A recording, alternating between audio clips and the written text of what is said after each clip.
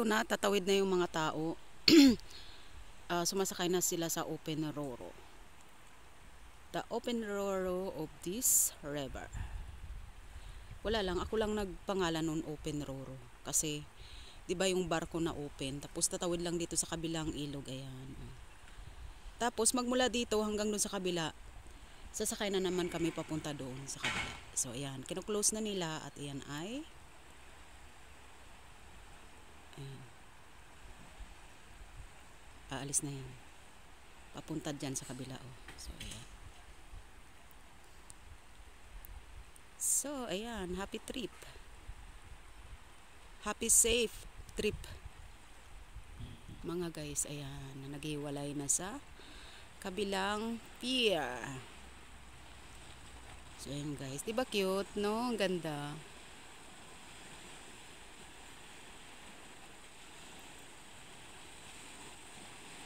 So, dito sa kabila, mas maganda, mas malinaw silang i-video yan, diba? Open roro of this country. This river is the owner of Austria, Europe, and Slovenia.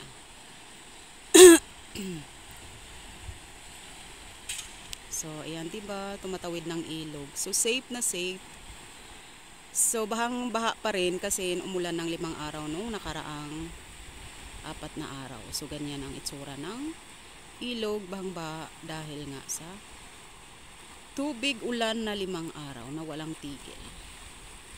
Kaya napuno sa bahay, napuno yung napakalaki kong timba, yung balde na pang-4 na kalaki. Yung normal na balde, mga 4 na balde, ganun kalaki ang balde ko. So, 4 times 1. So, sa isang malaking balde, yung balde ko kasi sobrang malaki. So, mga ganun. So, ayan na guys, magkukunik na doon sa kabila at bababa na yung mga pasahero. Katulad nga ng sinabi ko, open roro of this country. So, kaya dapat ganyan din ginagawa natin sa Pilipinas. Sana kung magawan sana ng mga politician natin yung mga bawat ilog sa bandang bundok. So, at least hindi mahirapan yung mga estudyante at yung mga taong manggagawa na nagbibinta ng kanilang mga gulay araw-araw para buhay. So, ganyan ang good example. Pero alam nyo guys, dapat alam nyo doon sa mga mayayaman nating tao sa Pilipinas at mga politician, dapat nagtutulungan kayo para marami kayong magawa sa mga mahihirap na tao. Kasi, ang maitutulong ko lang sa mga mahihirap na tao is yung sasabihin sa kanila na gamitin ang pills, kondom at Lygate para mabawasan ang kahirapan. Yun lang naman. So, yun lang maitulong ko kasi sa pera. Hindi naman ako mayaman guys para makatulong. So, ang sinasabi ko yung mayayaman lang at may yung mga politician na gumagawa sa batas natin para naman makabawas sa kahirapan. So, yun lang guys. Para naman mabawasan lang talaga ang kahirapan at lalo na yung mga estudyante na nagsisikap. Kagaya ng pamangkin ko, magte-take na siya ng board exam ngayon. So, kailangan niya ng pera. So, sino ang tutulong?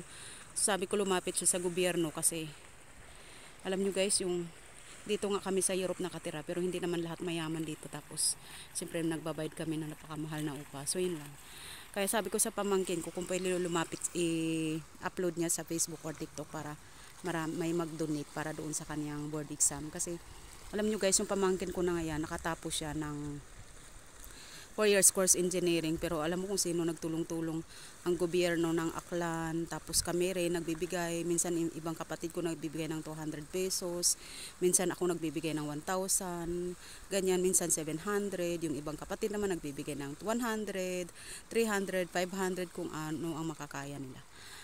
So, siyempre nagtulong-tulong kami, sila nanay, sila tatay din, at tumutulong sila sa mga kunting ulam, ayan, pagkain. So, nakatapos yung pamangkin ko sa pag-aaral na at yan ay isang tahig at isang tuka ang kanyang mga magulang. So, I hope, kaya yun yung sinasabi ko, kung mahirap, wag na magdagdag ng anak. Kasi alam nyo, napakahirap magpaaral at sayang ang mga, alam mo, kawawa yung mga bata na nahihirapan sila sa buhay. Kasi, biro mo, hindi sila mapaaral dahil sa kahirapan. At hindi naman nila hiniling yun na isilang sila. So, yun ang payo ko doon guys, na kailangan talaga gamitin ninyo ang kondom, pills at Lygate para hindi madagdagan ang anak ninyo. Kung mayroon na kayong isang anak or dalawa, tama na yan.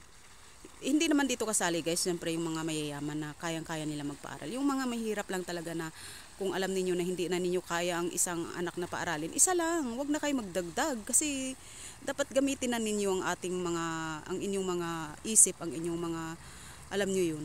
Kaya minsan pag nagagalit ako, sinasabi ko gamitin nyo yung mga utak nyo kasi 'di ba yun naman ang totoo. Kasi para sa inyo din yan na hindi kayo mahirapan ng gusto.